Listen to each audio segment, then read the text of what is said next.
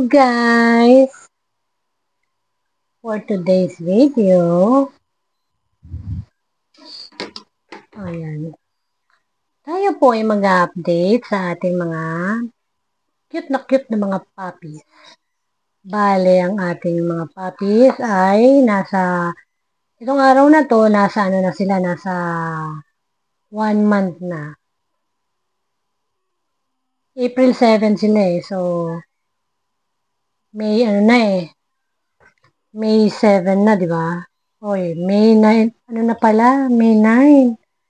So, 1 month and 2 days na sila. So, nagsimula na tayong magpakain sa mga bebe natin. Although, nagmimilk pa rin sila sa mama nila. Kasi nga, based on my research, kailangan hanggang 2 months and 2 weeks, nagmimilk pa rin sila sa mama nila. Although medyo nagkakaroon ng struggle ang kanyang mama dog, ang aming mama dog, kasi nga naglabasan na rin yung kanilang mga ngipin. So, medyo hirap si mama dog na sila ay ipa-breastfeed. Kasi nga, ang tatalas ng ngipin nila para silang mga may mga karayom sa bibig. Kasi nga, nararamdaman na rin namin kapag kami ay lumalapit sa kanila, bigla silang nangangagat. So, ako, pag naglilinis ako ng place nila, lalapitan nila ako, didila-dila sila sa mga paa or kamay ko, sabay kakagatin nila ako para silang mga tiyanak. Bale, naglabasan ng mga pangil ngipin nila, so yun. Ano pa ba mga development? So, in 3 weeks, nag-start na ako mag-feed sa kanila ng solid food. Based on my research, mag-start muna ng 1 tablespoon twice a day. Mga ganun. Parang ini-introduce mo palang unti-unti yung dog food, solid food sa kanila. Bali yung kanilang kinakain is yung puppy food. So, unti-unti, matitrain mo na yung kanilang self na talaga namang matuto nang kumain ng solid food. Kasi by that time, dadating na yung point na hindi na rin sila magmimilk kay mama dog. Parang iwiwin na natin sila, unti-unti na natin silang tinatanggal sa pagpapadede ni mama dog. Kasi nga, para maging independent na rin sila at masimulan na ang pagtanggal ng gatas ng mama sa kanila para sila ay solid food na all the way. So, ang sabi sa aking research, kailangan hanggang 2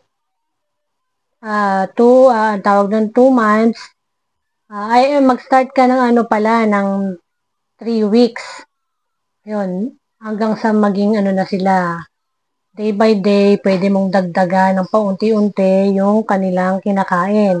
Kung sinimulan mo sila ng twice a day, pwede mong gawing 3 times a day na pagka nakikita mong kaya na. So, wag mo lang din sila ma-overfed kasi nga, masama rin naman yun. Ang ginagawa ko sa puppy food, binababaran ko siya ng hot water hanggang sa mag-soften lang siya. Parang magiging mushy lang. So, that way, mas madali nilang madadigest yung kanilang kakainin. So, pwede na rin silang uminom ng tubig. So, kaya ang ginagamit ko palang minsan ang ginagamit kong pang sabaw sa kanilang dog food is yung pinaglagaan ng malunggay. So, magandang bagay yun para sa kanila, para immune booster yun sa kanila, saka pampatibay din ng bones kasi nga high in calcium yung malunggay. So, napakaganda ng malunggay, mapa sa aso, mapa sa tao, mapa sa mama dog. Yan, talagang gamit na gamit sa amin ang malunggay kasi talaga namang wonder gulay ang malunggay. It's a miracle tree.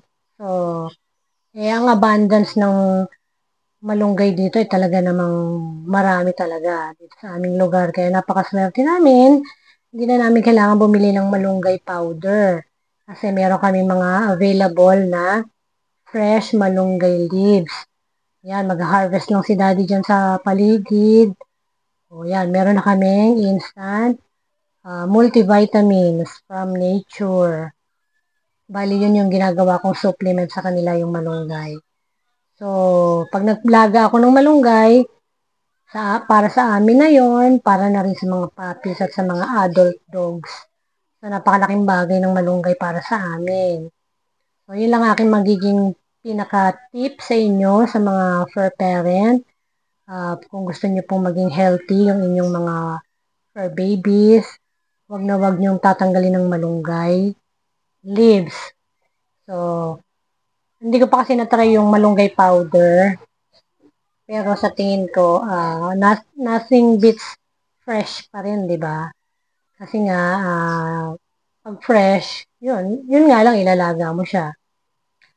Hindi katulad ng powder, pwedeng hindi mo na siya ilaga, ilalagay mo na lang siya sa kung ano mang kung ano mang iinumin mo. Hindi katulad nung fresh, kailangan mo pa siya talagang lutuin. Kasi pag hindi mo siya niluto, may mga chemicals siya, may mga ano siya na parang makakasama sa digestion naman. So, kailangan siyang iluto bago i-consume. So, sa mga dogs, baka magkaroon sila ng indigestion or parang may something siya na effect na pag hindi siya naluto. So, yun lang ang difference ng malunggay na powdered at saka malunggay na fresh. So, saka yung malunggay powder ay medyo mas concentrated than fresh leaves. So, yun, tansyahin nyo lang din kung gaano karaming malunggay ang ilalagay ninyo. So, baka naman din kasi masobrahan. So, lahat ng sobra, kahit maganda pa yan sa katawan, hindi rin maganda. Baka imbis na makaganda, makasama. So, dapat alam lang natin yung tamang dosage ng ibibigay natin sa ating mga fur babies. Ganoon na rin sa atin. So, ang akin kasi, half cup ng fresh leaves for me pero sa mga dogs, ay ang ginagawa ko parang pangkalahatan na yung malaking cup na ganito. Siguro ano yon, 3 cups of fresh leaves. Pinakukuluan ko siya sa isang pot na merong siguro 2 liters of water. Parang ganon yung ratio. Basta pinakukuluan ko siya ng inilalagay ko yung malunggay kapag kumukulo na yung tubig. So, yung boiling na siya. Ilalagay ko yung malunggay leaves. Tapos, oorasan ko siya mga 2 minutes. Okay na yun kasi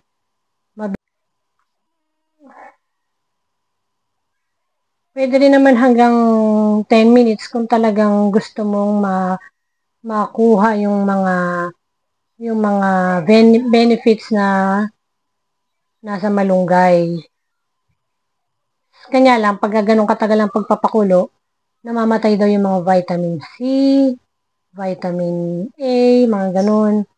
So, ang mangyayari, kung ayaw mo mawala yung vitamin C, mga ganung minerals na nandun, vitamins and minerals na nandun sa malunggay, huwag mo nalang patagalin ang pagpapakulo. Baka siguro mga 2 to 5 minutes lang. Or 2 to 3 minutes lang from boiling. So, yun na yun.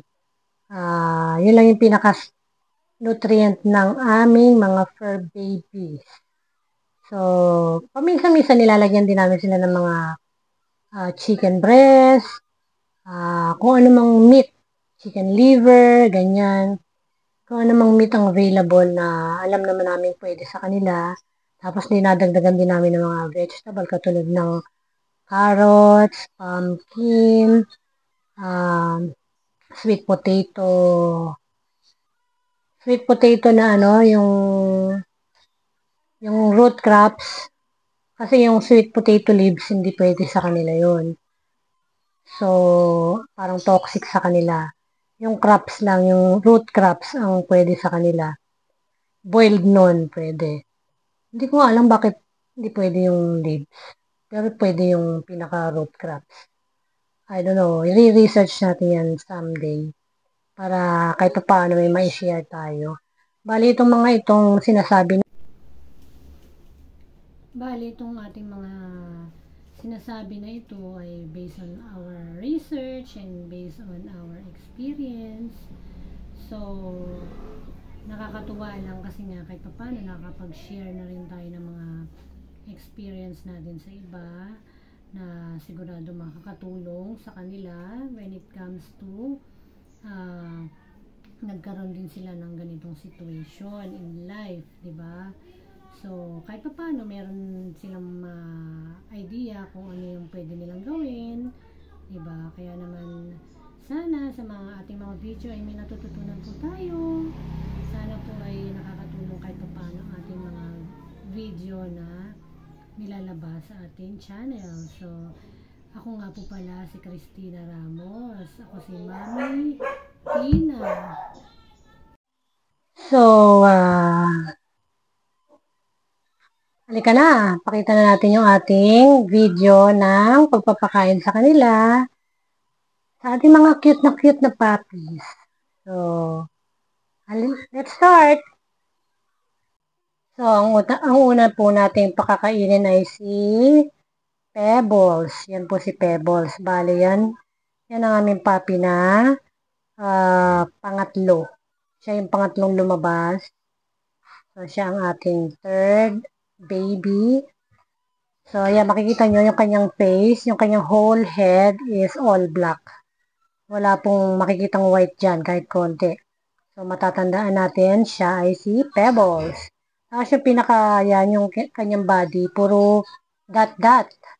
Parang pebbles, di ba? Kaya, tinawag namin siyang Pebbles. So, pag kumakain yan siya, mahinhin. Sobrang hinhin niya. So, parang siguro kinikilala pa lang niya talaga yung yung dog food. Bali, yan, day 2 nila. Kasi yung day 1 ng pagpapakain ko is na hindi ko na video dahil sobrang excited ko magpakain sa kanila. So, na-video ko siya on day 2 na. So, yan. Ang sabi kasi, pag papakainin nga, umpisan mo sa 1 tablespoon hanggang sa maging dadagdagan mo lang siya ng paunti-unti. So, siguro sa isang linggo, muna siya, 1 tablespoon. So, pagka nakikita mo ng kinakaya na, lumalakas ng kumain, dagdagan mo, naggawin mo 2 tablespoon.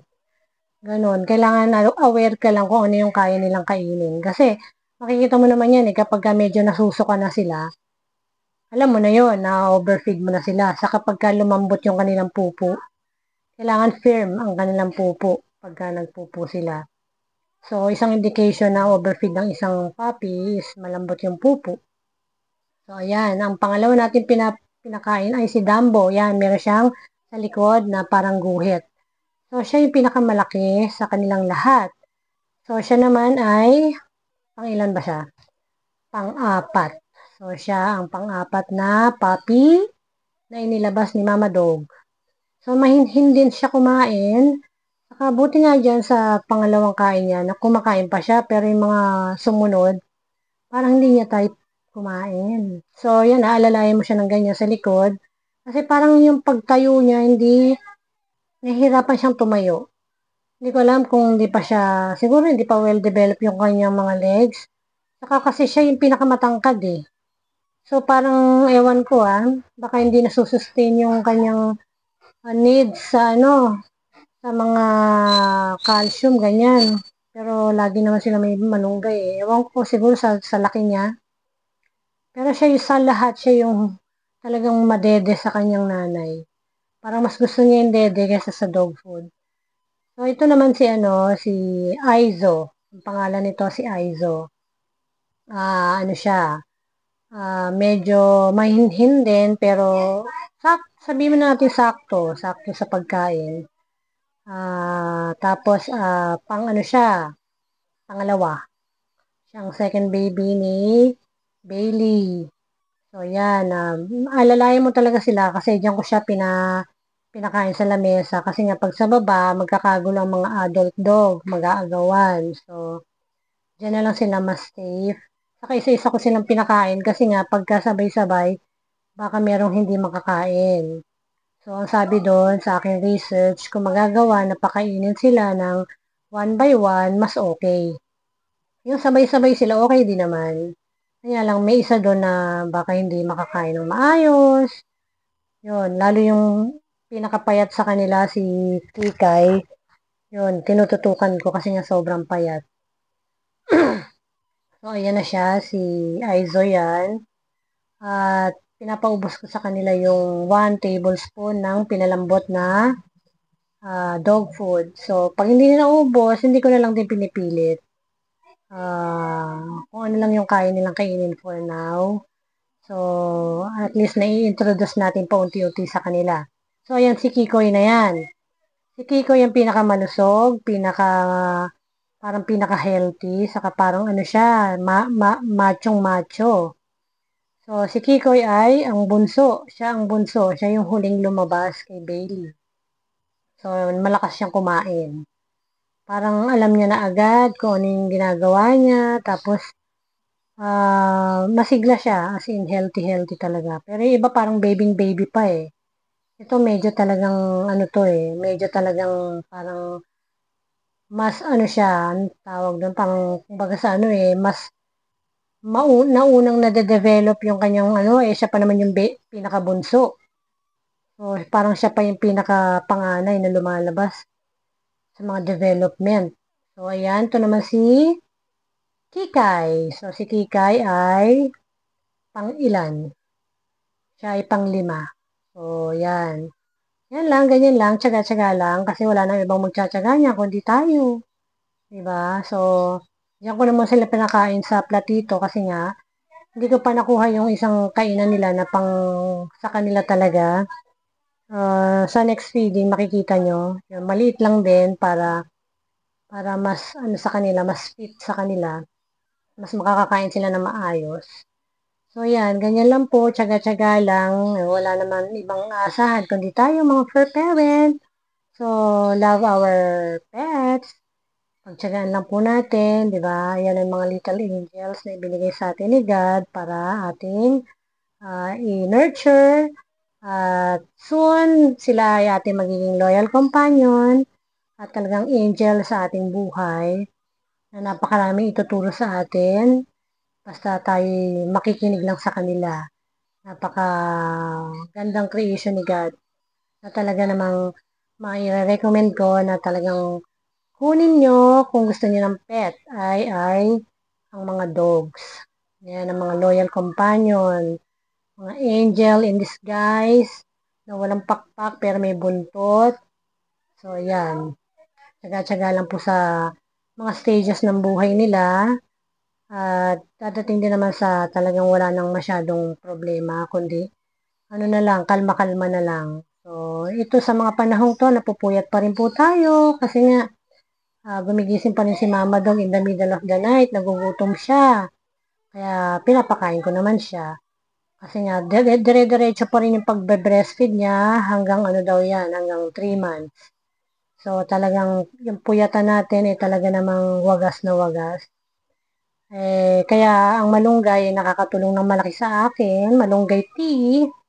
Sa mga nagpupuyat dyan, magmalunggay tea na lang kayo para makabawi-bawi sa mga puyat. Saka ano yun, immune booster. So, yun na po ang ating kakampi, si Malunggay, the miracle tree, sa lahat ng pagpupuyat na ating nangyayari sa ating buhay. So, kung wala si Malunggay, malamang tsugi na si Mami Tina. So, yan lang po ang ating bale, hanggang dito na lamang po ang ating video. Sana po may natutunan po tayo sa ating video for today. Kung meron po tayong mga katanungan, Sana po mag-comment po kayo. Please comment down below na lang po. Tapos, pa-like and subscribe na rin po. Please. Thank you po. Thank you po sa inyong lahat. Thank you for watching. And God bless everyone. See you on the next one. Bye!